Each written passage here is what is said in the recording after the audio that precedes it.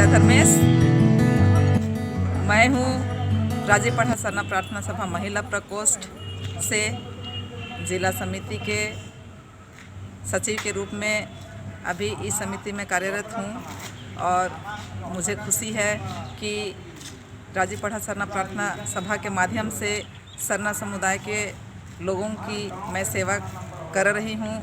इसके लिए मैं बहुत बहुत धन्यवाद देना चाहूँगी आप लोगों को, और विशेषकर आप लोगों से आग्रह है मेरी कि सरना समुदाय की जो संस्कृति है, हमारा सरना समुदाय जो आज दिनों दिन अपने रास्ते से भटकता जा रहा है, उन सबको संगठित करने के लिए, एक सूत्र में बांधने के लिए हम लोग आज ये कार्यक्रम करने जा रहे हैं। 12 जनवरी 2020 को राजीपढ़ा सरना प्रार्थना सभा की ओर से एक महासम्मेलन का आयोजन किया गया है।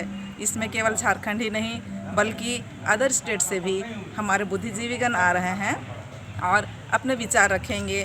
हम आप सभी से गुजारिश करते हैं कि आप सभी इस सम्मेलन में ज़्यादा से ज़्यादा संख्या में भाग लेवें और हमारे बुद्धिजीवियों की बातों को सुने और उनसे शिक्षा ग्रहण करें और अपने आप को सरना समाज में बनाए रखने में अपना योगदान दें।